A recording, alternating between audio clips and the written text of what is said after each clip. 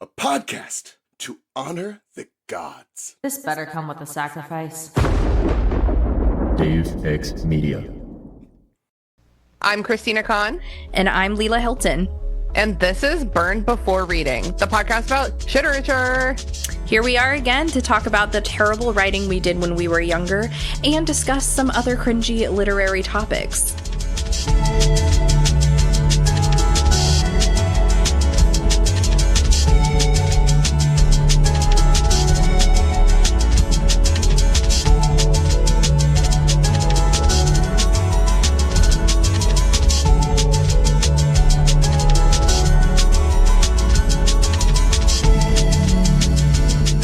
Today we are recording separately, but it's also still just the two of us.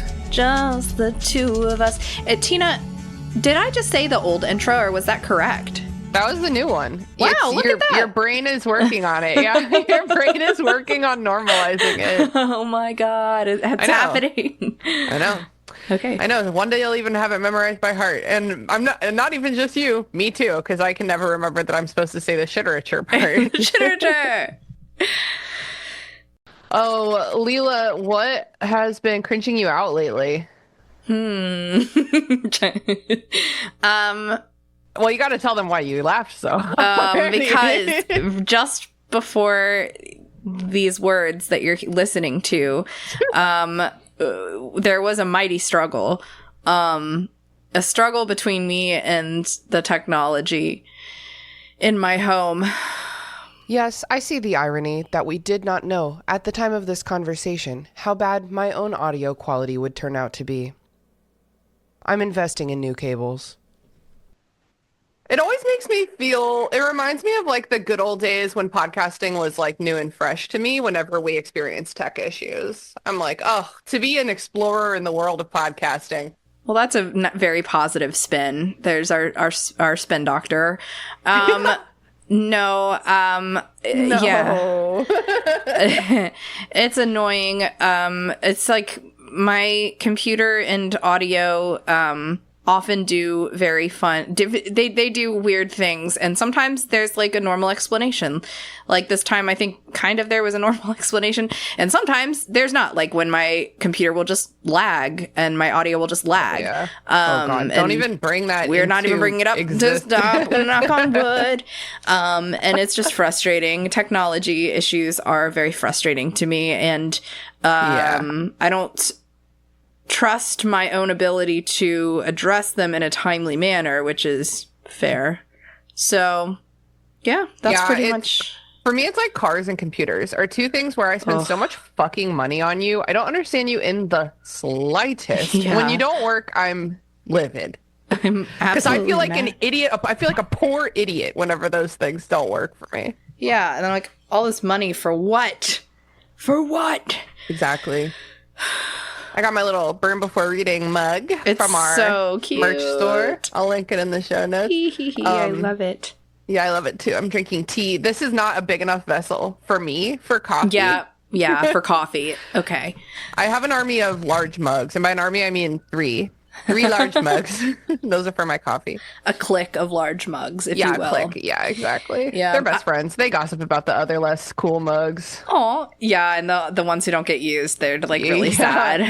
They're Becca, my roommate. Well, you guys know Becca. She's been on the show. She has a lot of mugs, and there's one of her mug styles I only used for eating cut up apples through. I don't put anything else in there except cut apples. What's happening to you? Why are you making that face? Oh my God. I'm trying to pour a beer and it's not working. Are you doing it Jason? goodly? No, I'm just kidding. How dare you? Are you doing it like against the wall of the I'm trying, but it's just, I tried to do that and it's spilling everywhere. So I had, oh my God, you're still here. I was just Jason, joking. leave. Jason, leave. Thank God. What'd you do this time? Nothing, I just...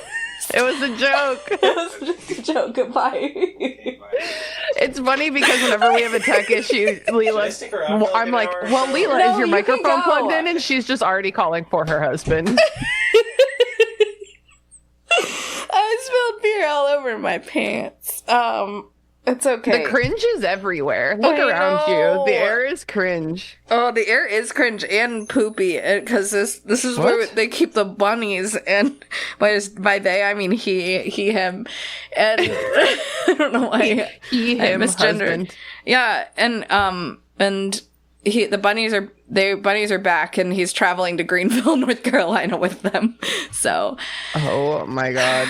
Have you talked about that? Oh yeah, you have talked about that on this show before. I know I brought it up with Yes. when Moya was here, and Yes. possibly before the Moya. I hope you guys liked that episode because I fucking loved that episode, and I hope everyone listened to my episode on Pale Blue Plod.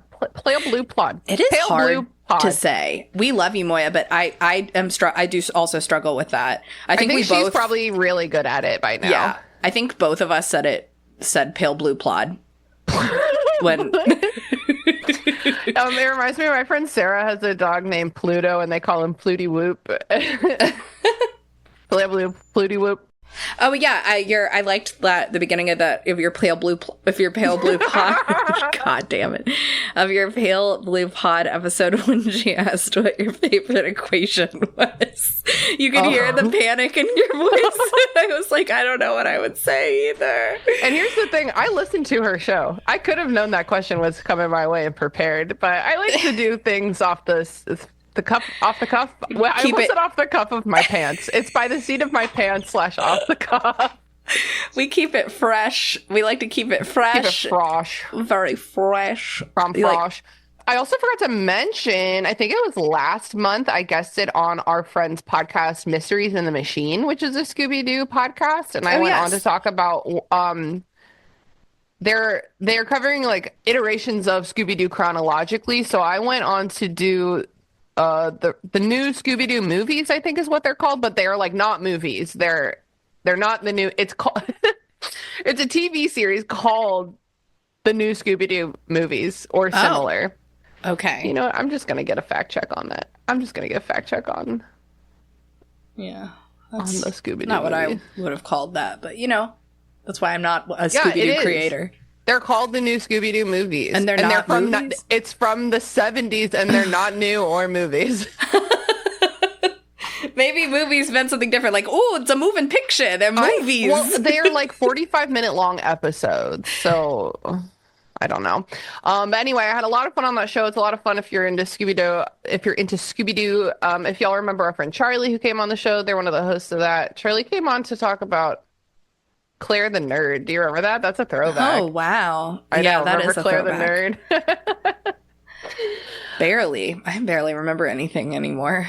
I know. Well, you need to do what I do in my narcissism, which is about every 6 months listen to the entire show from top to bottom.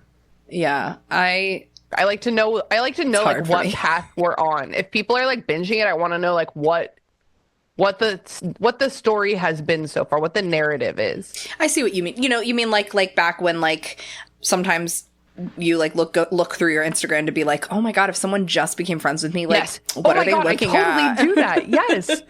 I totally do that. Oh my God. Thank you. Honestly, when I started dating Greer, I went through my Instagram and my Facebook and I was like, are any of these really embarrassing? Which is funny because, I mean, the man really likes me. I don't need to do that. Yeah, methinks he liked what he sniffed. If you catch my drift.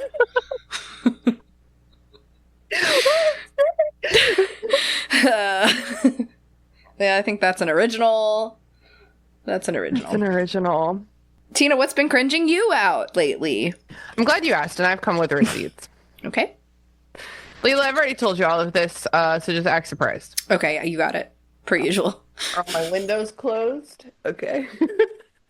So, my beloved roommate Becca and I, we rent an apartment on the prestigious Monument Avenue in Richmond, Virginia. Don't come find me. I'm not there.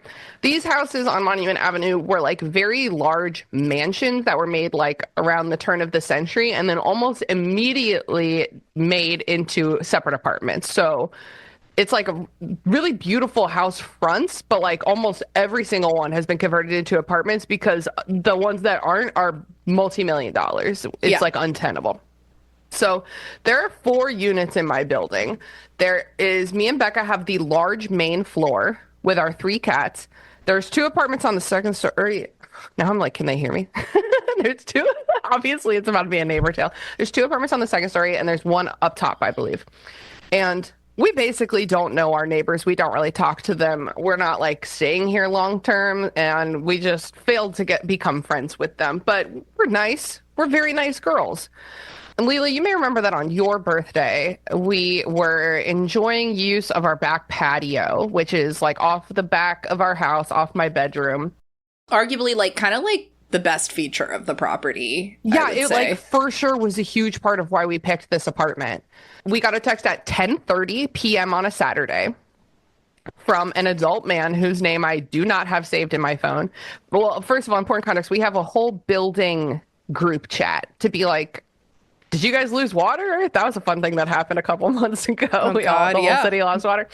So we have a whole. So there's 1, 2, 3, 4, 5. 6, I think these are all couples. So I think there's like 8 people in this group chat. If I got it correct. And so he texted this man, who I don't know his name, texted the whole building group chat. I'm actually going to see if I can pull it up because this is the one from your birthday. Because I just hate the way this motherfucker talks to me. Wait, so this has been going on? Okay. Well, so we had one party on New Year's Eve. We received no notes. I think that even the most pedantic bitch ass adult male is like, it's New Year's Eve. I can't say anything. Okay.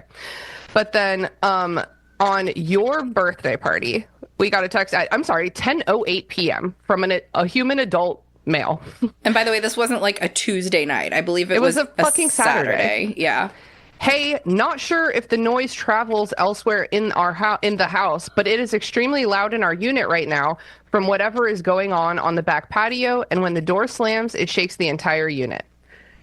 Okay. So here's what this text doesn't say. Hey neighbor, would you mind being a little bit quieter on the back porch?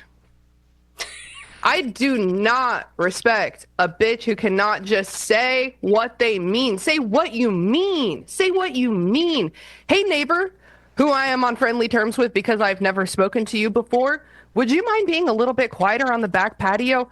Oh my God, neighbor, I did not even know we were disturbing you. We would love to make an effort in mutual friendliness to be quiet on the back patio. No, now I hate this motherfucker because he didn't just say what he needed to say. Say, can you please be quiet on the back porch? I don't understand why you wouldn't just start with that. And he sent that to the entire group chat. The entire building. Well?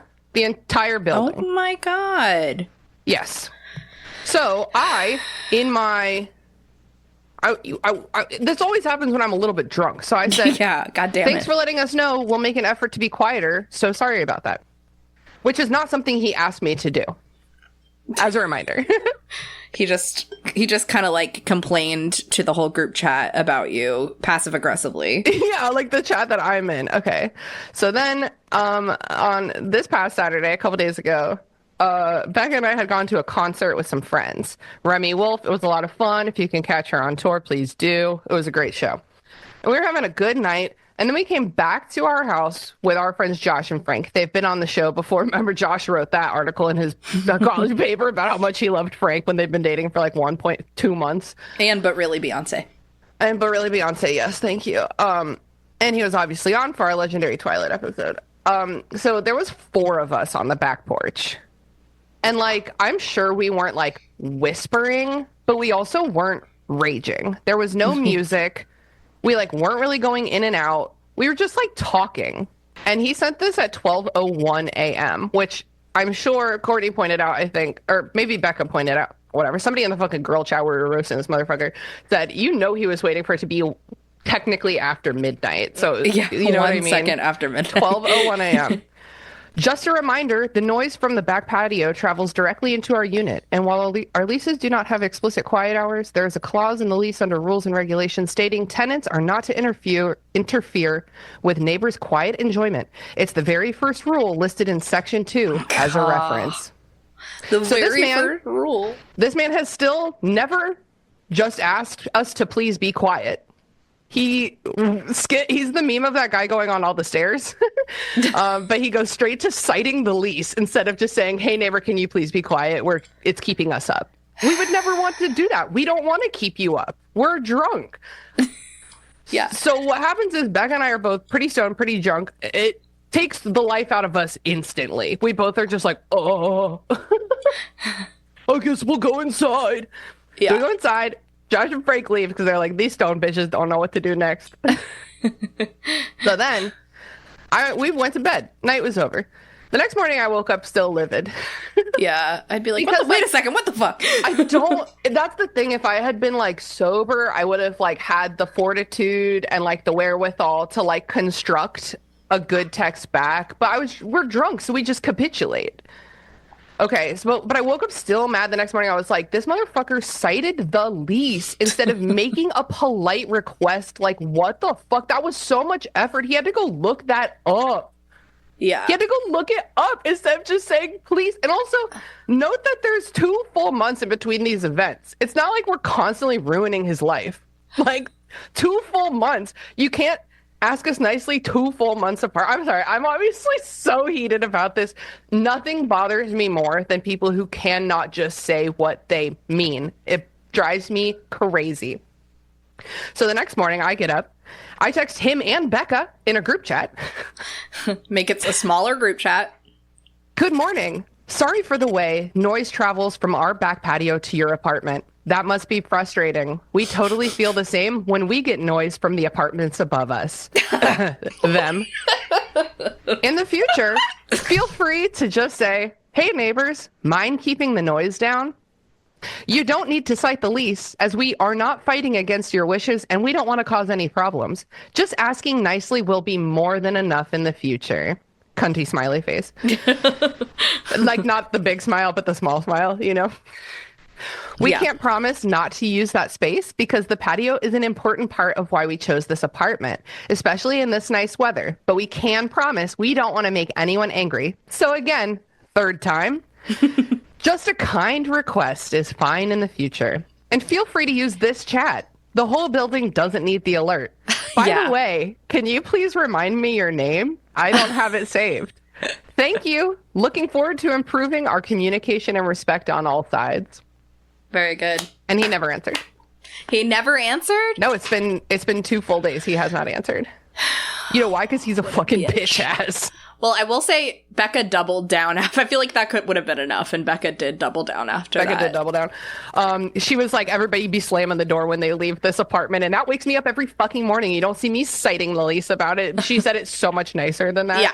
And he never answered because if he's not citing the lease, he doesn't know who he is. You know, he doesn't know how to talk to girls who aren't villains. I don't know. It's giving like a shy Dwight Schrute. Do you know what I mean? Like a non-confrontational Dwight Schrute. Yes. I would so much rather be confronted than have this passive-aggressive ass shit. It is so fucking crazy to me. Citing the lease is the last thing you do before you call the police. Like, it is not the very first thing you try with women who are in their 30s who are just chit-chatting. We weren't reaching, we were just chit-chatting. I mean, I'm sure it was shriek chatting like we all do when we get drunk, but still. It was just 4 of us. It was not a rager. I cannot fathom someone choosing to cite Elise before they just say, hello, I'm a nice person. Can you please not do something that's bothering me? Like I'm a child, like I'm 18 and 1 day, and this is my very first big girl apartment, and I need to understand how to exist in a community. It does sound like he lives in a building with 7 other people. It does sound like he thinks you're like freshly 20 years old, for sure. Well, first of all, I'm flattered. Second of all, I'm going through a divorce, man. You don't know what I've seen. Yeah. Just say that next time. I don't know which guy he is. I wish I did, because there's one nice guy who's never bothered me. Maybe up to 2 nice guys who have never bothered me in this building. And then there's this guy. And I don't know who they are. What, is he cute? Possibly. Is there a cute guy in there? They're all... Say it. The type of white boy that I wouldn't go for. A lot of polos in this house. I see. Because I was thinking like an enemies to lovers. Although I know you have a boyfriend. They're all dating. I know. And true. I'm dating. Oh yeah. But No, because I saw one of the guys on the porch today in a blue polo, and I thought about rushing out there to say, "Are you the guy I've been texting with? It's really nice to meet you. My name's Christina." Because I handle stuff with like malicious kindness. You feel me? do. Like, I love that shit. I have, especially when I know I'm right. But I was like, but if that's one of the other guys in this building, I don't want to freak him out. They're just quiet and nice, I guess. Plus, like, if it was him, why wouldn't I would lie about it if that was me? Someone came out and confronted me. I should have done it. Just say what you mean and say it nicely, and nobody will get mad at you having never laid eyes upon your stupid white boy face, you know? Yeah. You know, we don't often quote John Mayer on this show, but... Yes, but let's do it. Let's give it the old go. Say what you need to say. Say what you need to say. I wonder if he didn't answer because he feels like a dumb fucking idiot when I said, you didn't need to cite the lease, my dude. Try being a friend. Try being a friend. I think he was hoping that you were a dumb bitch and that you couldn't come back, but that was his first mistake. because he does this when we're drunk. So both times he's done this, we've been like, "Oh, so sorry. We'll wrap everything up right this second."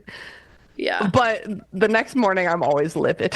Yeah. You wake up and you're like, "Oh, God damn it. A man is going to try to silence me? I don't think so." When we move out of this apartment, I'm going to put a note on my back door here that says, if you so much as crack this open after 9:30 p.m., the upstairs neighbor will passive-aggressively text the entire building about it. That's so much. Man, sorry, this has taken forever, but I'm obviously livid about it. It's fine. I don't know that we'll have... I mean, we probably aren't going to talk that long about our content today anyway. But what's the content? Oh. Did you have... Uh-huh. No, the content... should we just get into it? Well, that's what I'm saying. Do you have anything else to say, or should that be our segue? No, I think that's our segue. I would love to update you if this man ever finds the cojones to answer me. Listener, I would love that. I'll be back. Yeah, please do. And if you hear this and you're like, "Oh my God, I agree with Christina," or you're like, "Oh my God, I agree with this guy. I have annoying neighbors," let us know. You know, we could always use some perspective. But if you come at me saying he did the right thing, I'm not going to agree with you because being nice is always the right thing. Yeah, you're right. But imagine how nice it would be to have some comments on our Spotify. That's so true. Comment and I'll comment. And I'll be super nice about it no matter what you say. Yeah, and we might DM you a nipple. Now, will it be our nipple? Who's to say? Who's to say? Speaking of not nipples. Oh my God, the other day, our friend who got, our trans mask friend who got top surgery like 2 or 3 years ago, we were talking at length about his nipples because they look really good. And I looked at this man's nipples for so long, and like before and after pictures, and we were like gazing at this guy's nipples. We were like, those are some good looking nipples. Okay. Nipples on the brain. So maybe you'll get one of his nipples. Wouldn't that be fun? With permission, of course. With permission, of course. Yeah, for Sexy Thursday last week, I just zoomed in really, really close on one of my nips. Just the nip part, not even the areola. And I sent it to Jason with a wink. That's so unsexy. I know. He thought it was pretty funny, though, so... That's all that matters. I'm gonna steal that one. I'm gonna have to zoom in a lot closer than you, though. And then when you zoom in that close, you're like, kind of like, oh. Why is it square? Anyway. Oh my God. What are we talking about today, Layla? We are talking about something that's totally not square. We're talking about something that's totally radical, and that would be 1996's Nickelodeon film adaptation of Harriet the Spy. Yes, and y'all heard, I'm sure, our book episode about it last week. If you didn't, go back and listen to it, because boy howdy are we going to be annoying today about the differences we spotted. Yep. And even yesterday, we should have done a drinking game. We didn't have enough alcohol, but we should have done a drinking game. Yeah, when it wasn't a drinking day for me. No, when we were watching the movie all together, and we tried, Tina and I, to not say, actually, in the book... But it was really hard. It was really, really hard. Yeah, I mean, y'all know how we are. So this is a film adaptation of a book that came out, I think it came out in 66 or 67, so it was almost exactly 30 years later. So wow, that's cool. So the book, as we mentioned, had like big 60s energy. The movie could not have been more 1996. It was so aggressively 90s. Yeah, it was so 90s, just everything about it. I'm talking like Dutch angles. So like, you know, like when like the scene like is shot a little center. bit off center and like diagonal or to the side. Askew. A lot of very dramatic and funny musical cues. Oh yeah, like so heavy-handed, like almost. Yeah. There was moments where I was thinking about like is it Everybody Loves Raymond? No. What am I thinking of? Is it Seinfeld? Is it Seinfeld? Yeah, Seinfeld. Thank you. Yeah, I was not about to do that. Obviously, I haven't watched TV in a long time. But yeah, there was a lot of that plinky, funky music. A lot of jazz as well, but it was like weird plinky plonky jazz. I don't know. Everything plinky plonky. Yeah, we don't claim to be jazz experts, but yeah. Ooh, this is fun. When it was released on home video in 97, it was, guess what color? Orange. Bright orange, yeah. Bright orange. All of the Nickelodeon VHSs were bright orange. Yes. So it was bright orange, and it also included 2 Rugrats music videos. So that's fun. I wonder what they were. Okay, that's really... Okay, wait. Okay, before we go any further, I do want to say that the reason we're covering this right now is because of the recent passing of Michelle Trachtenberg. Yes. Who, let's talk about her up top. Yeah. But I'm sorry that I blew past the Rugrats music videos. I do think we should watch those. I didn't have anything more to say about those. I do think that's funny. Yes. So first thing I saw Michelle Trachtenberg in was Ice Princess, I think. Really? Well, no, it was this, probably. It was obviously she this. was much older. What am I talking about? It was this, and then I saw her in Ice Princess in 2005. That came out. It was so much later. Good old DCOM. It was like a nice DCOM, though. You know what I mean? They had like a little bit more budget and may have gone to theaters. It looks nice. They got Kim Cattrall and Joan Cusack money, so yeah. And I loved that that movie. She was like a Harvard girl who also wanted to be an ice skating princess. It's classic. You can't do both. You can't do both. What are you doing? You're giving up your dream. No, Mom, I'm giving up yours. We are moving through the crowd. Ali and AJ soundtrack. It was great. It was a really good time. I really liked that. I think a lot of people know her from Buffy. I was a little too young or perhaps too overprotected. I never watched Buffy either. And it sucks because it seems so fun. Yeah, I know that's incorrect of us. It is so incorrect of us. So maybe we'll we're watch overdue. the first season for the bonus show. Yeah, let us know. I know a lot of people really like it, and I'm totally down to clown. So here's some perspective. This came out in 1996. I was 5 years old, and I'm pretty sure I watched it like right around when it came out. And the reason I'm pretty sure of that is because I remember thinking Harriet the Spy was old and cool. She is definitely not 1 second over 11 years old in this film. She is a baby. And when it kind of shocked me when the movie came on, I was like, oh my God, she's so young, because I remember looking up to her when this came out. So I must have been but a lass. And I was like, was she even 11? She was not. She was 9 when this came out. It says she was young as hell. Said the shoot began on October 11th, 94, her 9th birthday. So, oh my God, that's so young. Happy birthday, Harriet. She is really young, and she has this perfect little baby face. Like, oh my God, what if your kid looked like that? Oh, I mean, she would turn into that because I would probably let her get away with fucking anything that she wanted to. If she was like smart. Harriet. Smart and funny and precocious, the P word. Yeah, she is adorable. She is also a really good little kid actor in this.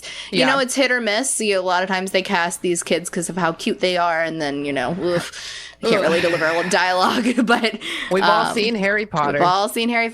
But little Michelle did a really nice job. I found her very believable in this role. So. Yeah. Totally. I think that she really kind of understood the character she was going for, but also the character got toned down for this version quite a bit. A lot of the more questionable parts of the book that Leela and I were talking about were not in the film. What, Leela? Well, anything almost anything that was a bit darker. So there's certain things that didn't need, that bugged us about the book that weren't in here. Harriet wasn't as much of a fucking cunt in this. Let's just start with that. Yeah. She wrote mean things about her friends and family. Not family. Yeah, probably family. Family, but they just don't want to read it. They're like, whatever. Yeah, whatever. We can't relate to you. But she in the book was saying a lot of body shaming stuff, a lot of stuff about how ugly people were. Just more, I think. And then something that's cut from the book, which we talked about at length last week, on last week's episode, is one of the first scenes in the book, and that's when old Golly, the nanny, takes Harriet and Sport to visit, and I don't think maybe she takes Janie too. I don't know. I don't think so. Just Harriet and Sport to visit her old Golly's mom, who is developmentally disabled. And, that's obviously not touched on in the nicest way. It's touched on in from the perspective of a child in 1964. So, they're we're not touching that, which I respect that more than fumbling it for sure. Yeah, I do too. I don't think they had the tools to handle it then either. Yeah. But instead what they did was nothing. They didn't. They had a play date. Yes, they had a fun play date in this quirky lesbian's backyard, who, with all these bottles and bird baths full of bubbles and a kid's dream, right? Very, very fun. Did you ever go to the Discovery Zone? Do you remember that? Yeah, that does sound familiar. It wasn't like that, but it was same energy, just a crazy playground for kids. Well, the science museum. There's that science museum in Richmond near you that was really, really fun for kids. Yeah. So really cool, but for no reason. I think all it does is just show that Golly is this fun, spontaneous nanny. Yeah, which she isn't in the book. Yeah. She's not fun or spontaneous. She's much a different more kind of a Mary Poppins. Even less spontaneous than Mary Poppins. Yes, for sure. What I would rather, I don't know. Tell me what you think about this. I have this memory because the point is right off the bat, you're here's our bratty protagonist. You want to like her. And then you kind of do because this nanny puts it in perspective that this is a child who's on a learning journey. Right off the bat, you're okay, she's being handled by somebody who understands her. And so old Golly takes her to visit her mother to be you are very privileged. And people that you love, like me, are people. We're surrounded by people who are different from you. And you just need to work on figuring that out. And I have this memory when I was a kid. I don't remember. I think it was the day after Christmas. I was a very spoiled child. I wasn't bratty emotionally like Harriet is. I was the eldest. Okay. I had a lot of responsibilities to handle.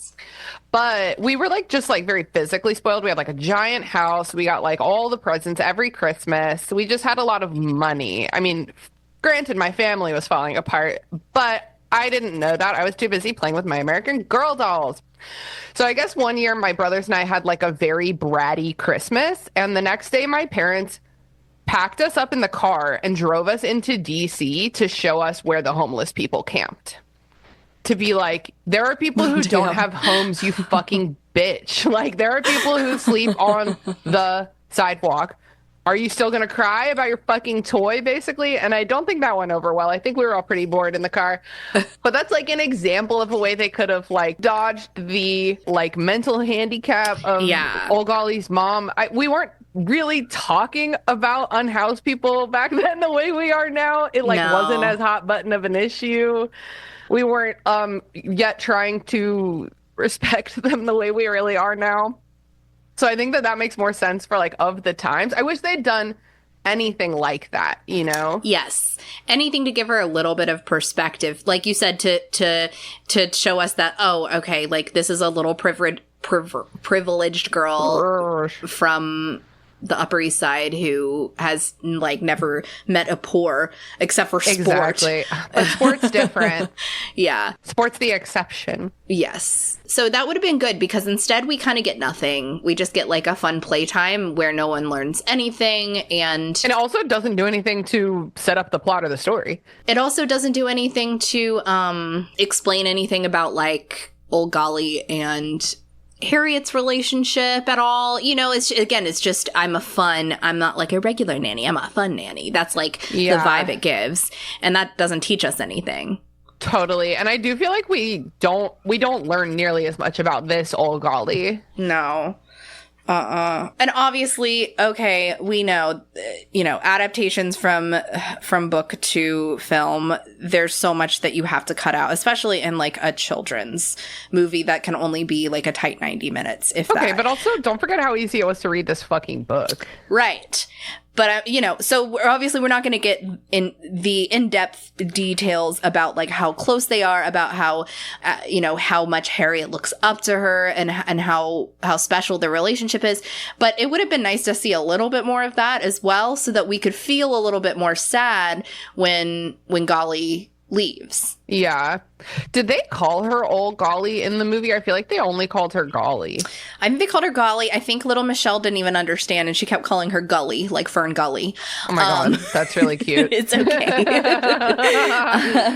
Michelle. Super. She did a great job. I will say that I did when I watched it with Jason. I think it was because we were both a little drunk. We wept watching this movie. We had a great time. And did he also weep for real? Yeah. Jason wept? Well, I mean, he teared up, Oh my God. At what part? We were like all like talking throughout the whole thing last night, so it's hard to remember. But like when Golly is actually leaving and Harriet like holds her hand and then is chasing after her taxi, that was very sad. Chasing after the taxi is hard. And then when she's kind of like having a breakdown and trying to self-soothe by going, "Oh Golly, oh Golly, oh Golly, oh Golly," all alone in her bed. Mom's like, "Well, have a good night." Are you sure you're all right? She said, "I said go away." Well, okay. I tried. You have autonomy. You're like, oh my God. One change from the book that I liked, pretty progressive for the time, is they made Janie a black girl. Yeah, that's the type of change that I love, because it didn't matter. Like it didn't matter. She could be any race. She was black. She had like a fat black mom. She had natural hair, and they kept her a scientist. They didn't make her like something stupid instead. She was still like a bad bitch, a lady in STEM. Yes, and we love that. She slayed that role too. She did great. Now, again, they had to Nickelodeon it a little bit, and in that day and age in 1994, you couldn't just say that your goal was to blow up a school. So she didn't necessarily say that constantly in those words, like Janie says all the time. Yes, she was doing like mold experiments, but they did refer to her having explosives. Yep, they did. Which, and I appreciated that. Like, she did talk about poisoning bullies or something like that. Something, I don't know, something similar to this. So, she's still dark, but she also is like, she's like a darling of the STEM community. That's her goal. She wants to like win a Nobel Peace Prize. And I'm like, when I heard that in the movie, I was like, Janie in the book does not give a shit about peace. Yeah, so true. But it's funny. It is funny because you know how the Nobel Peace Prize came to be? Actually, no. Nobel, Professor, Doctor, Mr., Mrs.? No, I think it was a man. I'm pretty sure the story goes he accidentally invented dynamite. Really? And then he was like, fuck. I did not mean to do that. And so he like made an award about peace. Let me fact check that. Nobel dynamite. Let me see. Oh, yeah. Yep.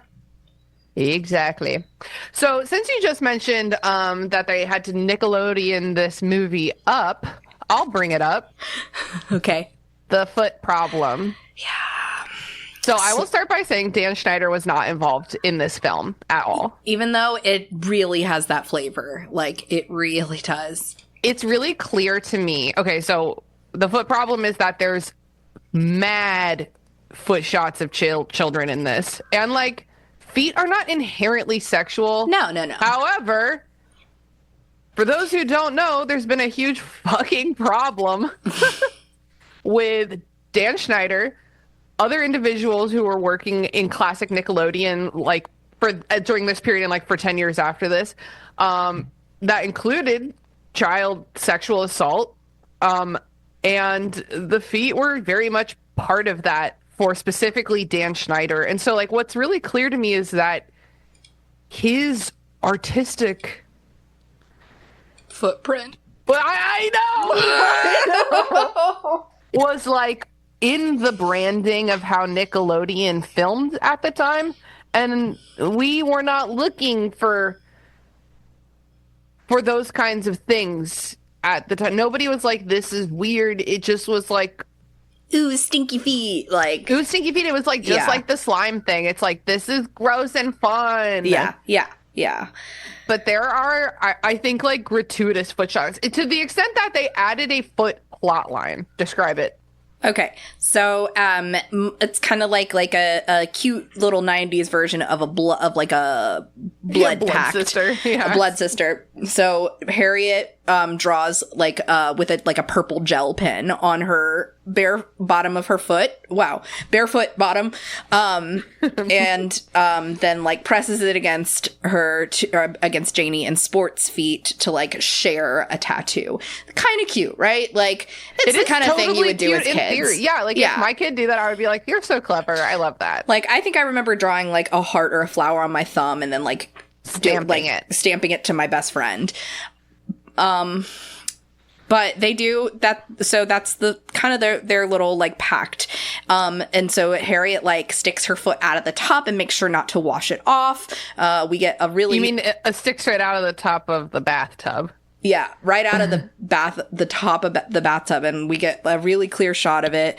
I want to say multiple times. There are gratuitous foot shots, and it's like, it's more than just the foot tattoo. Like, there's other foot shots. I'm just struggling to remember them. Me too. But there was a lot, enough that we brought it up. We were started like, saying again? drink for foot. Yeah, drink for foot. It's like unsubtle.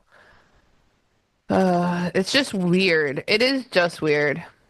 Yeah, it's quite odd. So again, like that, it does have this 90s flavor to it, and it kind of gives me the same feeling of that I felt, the disappointment that I feel when I did watch the Dan Schneider documentary, which was like, oh, his flavor of humor is so, it just felt 90s at the time. Do you know what I mean? Like it just, that's how it was. To my very sheltered 6-year-old brain, it like so was. Yeah. I mean, I think I'm looking this up. I mean, Dan Schneider was very heavily involved in All That, the show All That, and I'm trying to see. Okay, it started in right around this time, actually.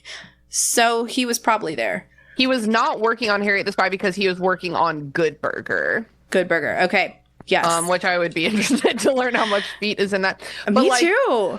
Okay, I Googled feet in Harriet the Spy just to see if anything would come up, and I found it in r/Eat Predators Daily. Okay. And this video is labeled NSFW. It's like a 3.5-minute clip from Harriet the Spy. I'm just gonna describe it because it is like gratuitous. Okay, school, you see immediately a close up of a foot. And Harriet's drawing on it, and it's fun for children. But it is like a close-up of a foot, she's holding it, she's drawing on it. Okay, it's sports foot, and he's like looking at it. It's in his lap. They're all looking at the foot. It's like so much foot. He doesn't put it away. He doesn't put it away. Okay, a second child's foot coming out. Here we go. Second child's foot. Okay, time for Harriet's foot. And the foots are shaking foots. Like they're touching each other. They're looking at them. They're handling them. The whole rest of this scene, they keep their shoes off. Okay, just kidding. It's not a very long scene. They have to go into school. Okay. Oh my God. Okay, wait. This is actually a montage of all the foot scenes. Okay. So I'm just going to recount them to you. It's going to take a minute. Okay. Harriet jumping on the bed in old Golly's room. And it is a foot. She's on her back, jumping on the bed, kind of like the opposite of the worm. You feel me? The booty jump. Yeah, booty jump. Like Austin Powers, like help, I'm trapped in a nutshell. And it is like shot from her feet. The feet are like the closest thing in the shot. Okay, and old Golly's like, can you fucking stop? Okay, what's the next one? Is it when she gets bullied, they say she smells, and then when she's in the bathroom, she like takes off her shoes and like tries to wash her feet? There's a couple, the bath scene. Okay, she's in the bath. Okay, close up on the foot, and the toes are spreading. Yeah, it's out of the bath. And here's another shot of this child in the bath. I mean, you don't see any of her body. It's like the top of the bath, but it's like foot is in the foreground. Her face is in the background of the shot. Then yes, the next one is when her friends say she stinks, and she goes into the bathroom, and she does this in the book too, but like, oh my God. Okay. It's like this. It's like the way that like whenever a foot comes on screen, it has the toes like flex and wiggle. It's like something about it is like, if they were like coached to do that, my God. And then let's see. When she washes it off, like the tattoo. When she washes it off. So like, if they hadn't added the foot plot, then it would have been just her washing her like armpits and her feet when her friend says she stinks, and like that would be fine. I don't think any of us would have noted that.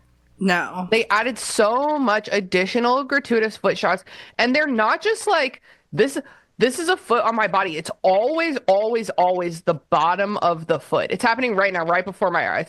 It's always, oh my God, and we're getting a fucking, and then at the end, they do it again because they become friends again. They do the foot thing again. It's always the bottom of the foot, and it's always like toe wiggling. Yeah. I'm upset. I'm like, did I just watch child pornography? I mean, it is upsetting because it happened how many times was that? That was, what, like 7? That's so many times. Like and I get it. I think even like, okay, fine, keep the foot plot in if you must, and that's part of it. I think maybe 3 would be fine, right? Like and I'm talking about beginning with the gel pen, with the feet, showing that they said she stinks, that's when she washes it off, and then they put it back on at the end. Fine. Like even that, I still think it's weird, but it would still... It's not gratuitous. Yes, it wouldn't have been gratuitous. That is so strange. It is really strange, and like knowing what we know now, it is fucking uncomfortable. Yeah, I just want to like protect little Michelle. Yeah, for sure. Little 9-year-old Michelle. We should move on from this, please. But it was like very hard to not be thinking of that the whole time. It needed to be noted. Okay, and then I totally watching this, even Jason was like, oh, she looks a lot like you looked like when you were a little girl. And I was like, that's really sweet because she's so cute.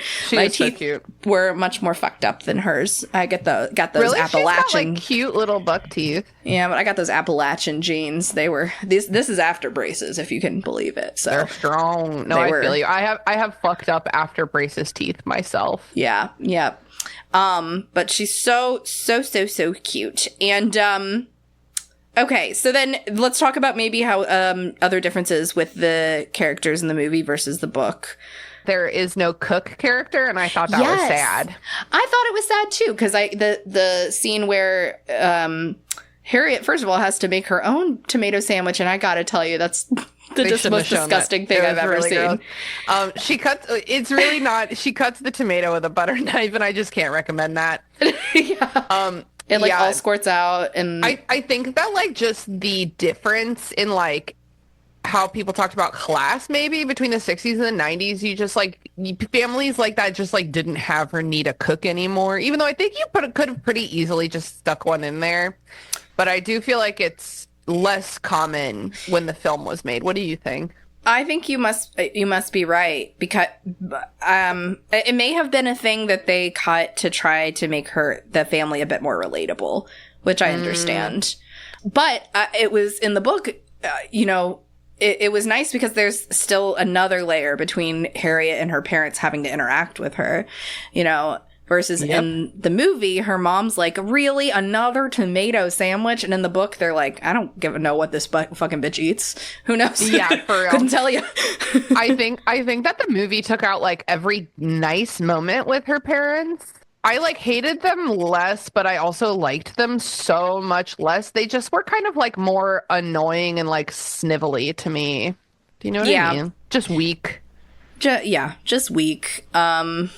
And I mean, they sort of did that to everybody. Again, we talk like touching on Golly's character was much sweeter, like a sweet nanny. I didn't really find her like stern in the least. No. And God, Harriet needs that. Like, she needs someone stern. What did you think of Rosie O'Donnell's? I mean, I did like it. I think that that performance really endeared her to me as a child. I really trusted her after seeing that movie. And oh my God, I mean, Rosie O'Donnell in the 90s, iconic. Yeah. She's always wearing like a Butchy blazer and a bowler hat, which is like such a strong look. Or a matching beret. Like she's always has a hat that matches. And I noticed when she moved out that she has like a big tall hat box, which I love hat that. Box. That's a good detail. Yeah. Yeah. They make it set, which in the book as well, is in New York in the fall, which is always like a fun little vibe. Fun energy. Yeah. But yeah, I think that she's just such a strong character in the book. And Rosie O'Donnell, I love her in anything I've ever seen her in. I just really like her as a person. I mean, I don't know her, but like as a celebrity, I guess I should say, I really like her. But I do feel like, I mean, do you think a different casting would have improved this character? Do you think that this is just the way that she's written and she's just acting? You mean Old as Golly? She was directed. Yeah. Oh yeah, the way she was written in the movie, you mean? Because I was like, this is not the way she was written. And the thing is that like she becomes like your fun lesbian aunt. Yeah. In the movie, she's like quoting poetry, and or like she's doing the quotes. First of all, Old Golly's quotes in the book are. They become tedious to the reader. You get so many of them, you know, that you're like, oh my God, Old Golly. But like your fun lesbian wine aunt is like, oh, what's she quoting? I want to learn about that. It's just has like a different tone. So I think that maybe like different casting, again, not that this is the right answer, but just for like an easy answer, Dame Maggie Smith would have like really brought a different energy to this role, even with the same script. True. Just someone that's a bit more stern and a little less authoritarian. This bitch needs it. But the thing is, like, I'm not saying that is better for Harriet. I think that Rosie O'Donnell's interpretation of the character was good for this kind of softer Harriet. Yeah, this movie needed that warmth. Yeah, you're right, because also it was for children. Yeah, and she would have been almost villainized because she's not lovey-dovey. She's cold in the book. And like. Not for nothing, this just occurred to me, but like in the 60s, I mean, this book was written for children, and it's not like there wasn't children's literature, but children's literature was much different until basically like Nickelodeon and like the Disney Renaissance came around, children's media was different. It could be upsetting, it could be scary, it could be like trying to teach a lesson, trying to teach them a fucking lesson. This was before, as Haley says, before child safety was invented. You know, like some old kids' stories are fucked up and scary. So like definitely by the time the mid-late 90s came around, what you did and did not do in a children's film, the tone that you set was different. Now, that doesn't mean that Old Golly couldn't still be authoritarian, but it does mean that, like, the whole tone of it had to be softer. And also, I think most importantly, Leela and I talked about how in the book, Harriet doesn't learn a lesson. Yeah. She just gets granted being editor of the school paper. She never says sorry. Everyone forgives her. Whereas in the movie, it's her idea to become editor of the school paper. She stands up for herself. She says sorry to all her friends. And she obviously learns a lesson. Yes. I think that is another big tonal shift from when you could just have shitty people in the 60s. And it's like, well, what do you want? Kids are shitty. Yeah. What people are shitty, you know. I mean, that even as, honestly, like, I felt that influence even as a young girl trying to write poetry and music. Whenever I wrote songs that were, like, too depressing, I would even get pressure from, like, my like vocal coach and piano teacher and my parents to like, okay, but like, let's bring it home in the end. You know what I mean? Like, yeah, but it's okay because Jesus, he's there for you. Yeah. Or like, it's okay because you can be yourself. Like, you know, but it's like the whole point of the song was that I'm trying to kind of like convey, like get through something. And like, it's not necessarily that there's a light at the end of the tunnel. Sometimes there's fucking not. And like, that's important too. Yeah. It's tough, I think, for our generation to be able to sit in discomfort. I have a real problem with it. Yeah, that's that like toxic positivity. Yes. So we felt that there, but hey, I mean, that was definitely a complaint, I would say, that we had about the end of the novel. So novel, I don't know. Is it a novel? Sure. Yeah, totally. A novel is just like a fiction book. Okay. Yeah. So I mean, I would say that was an issue we had with the end of the novel, is that she didn't all of this for what, you know? But again, I think that comes back to our expectation that children's literature is supposed to bring some kind of lesson to the table, and it didn't. Yeah, exactly. Would you like for me to read some trivia? Ooh, please. I didn't know this, but in some of the language I was reading about, Google.com did Dan Schneider work on Harriet the Spy. Everything said no, he was working on Nickelodeon's other film, Good Burger.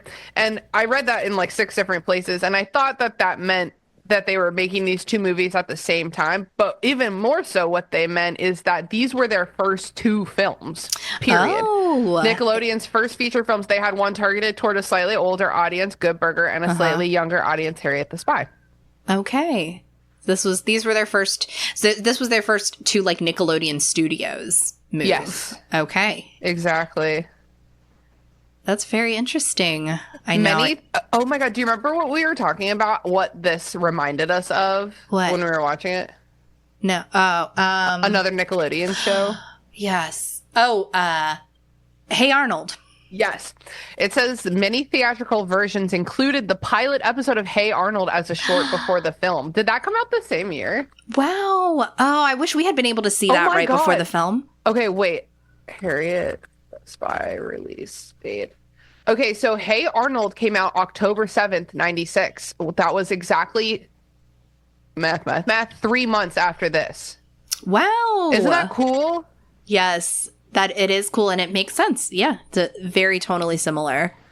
Apparently, Michelle was offered Matilda, but picked this movie over that, which I like. I prefer those girls to have gone to those roles. They make sense to me. Yeah, it does make sense. I feel like I could also see both of them and flip-flopping it and also being still very precious and great. Yeah, you're totally. But I just think that what's the other one? Mara Wilson has this gravitas. She's got this like old soul eyes, but Harriet the Spy is Michelle Trachtenberg was but a babe, I feel. Yeah. Okay. This is... Oh, go ahead. Nah, I was just agreeing. This is really interesting considering what we were just talking about with Old Golly. Rosie O'Donnell remembered reading the novel when she was 10 years old, and it was one of her favorite novels. She immediately accepted the role of Old Golly when it was offered to her without reading the script first. Wow. So I wonder what she thought about that version of Old Golly. Yeah. Oh man. But that's I do love that she had that personal connection to it, that nostalgia. Yeah, I love that. So at least, you know, it's like my couple like fandom tattoos I have like a Game of Thrones tattoo, I have a Lord of the Rings tattoo. Whatever. I'm a nerd. I like to make sure the tattoo artist like also is a fan of what they're tattooing on me. I kind of like that when actors are like, yeah, I get this.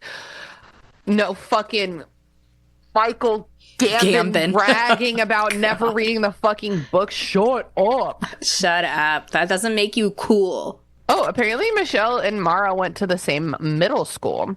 Oh, yeah. I bet they're about the same age. Listen to this.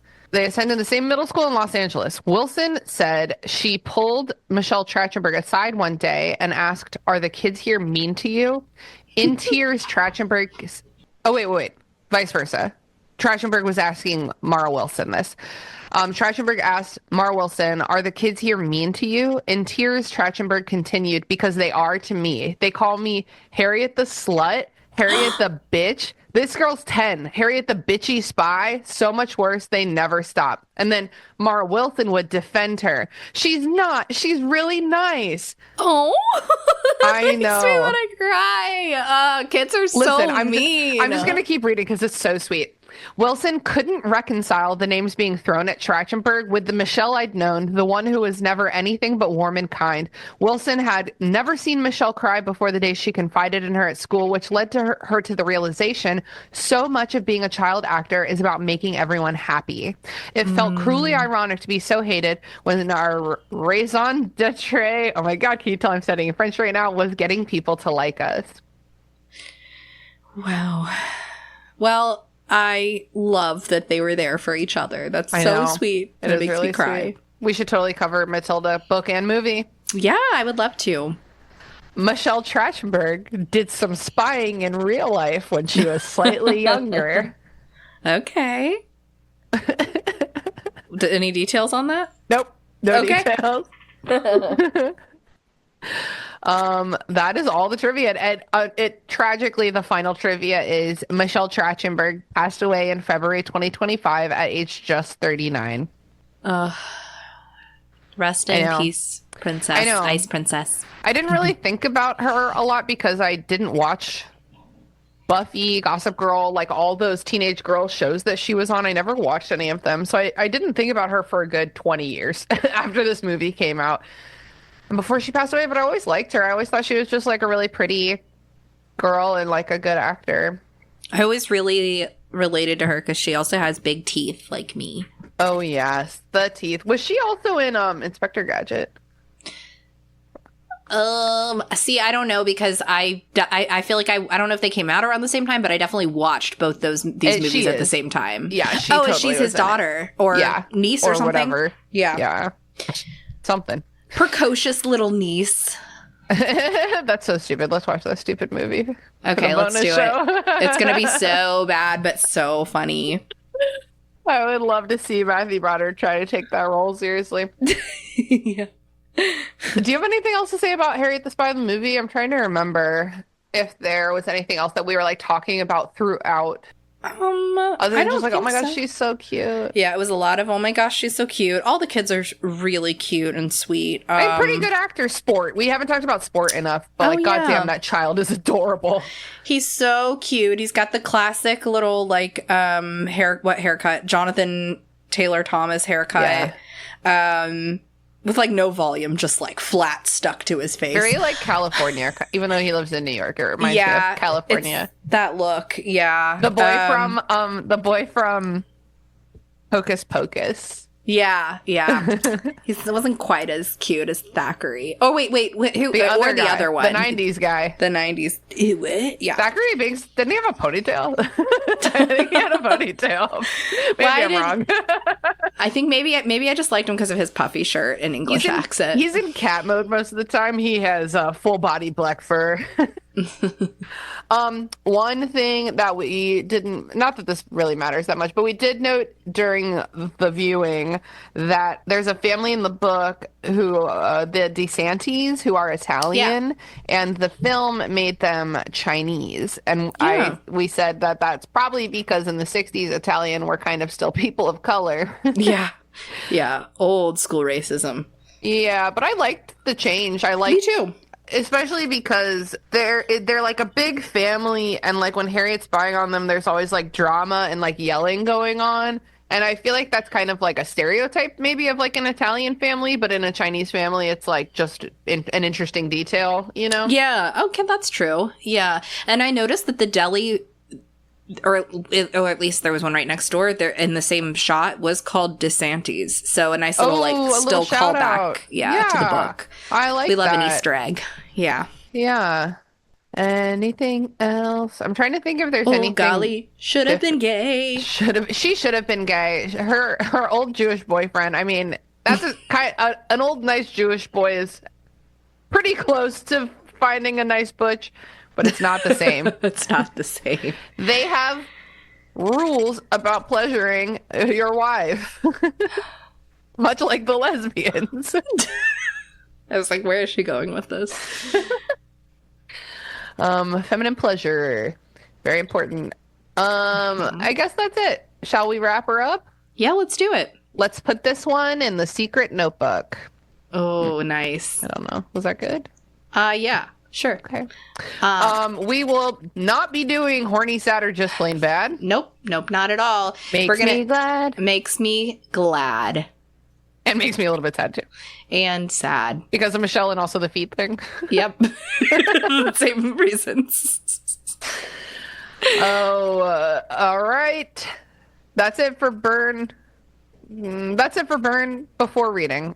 We keep thinking this is a bonus episode. That's it for Burn.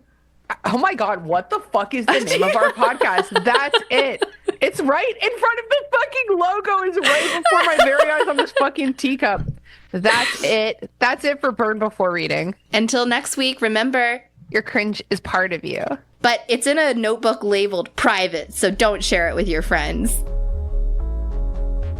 Thanks for listening to Burn Before Reading. Created by me, Christina Kahn. Hosted and produced by Christina Kahn and me, Leela Hilton. Logo designed by Michael Hardison. Follow him on Instagram at RoyGBivRVA or check out his work at wildlingpress.com. Theme music by Sakura Wishes. Find me online at Christina Kahn. And find me at Leels for Reels. Follow the podcast on Instagram and Tumblr at BurnBeforePod. Or feel free to give us an email at burnbeforepod@gmail.com. Thanks for listening, friends. See you next time.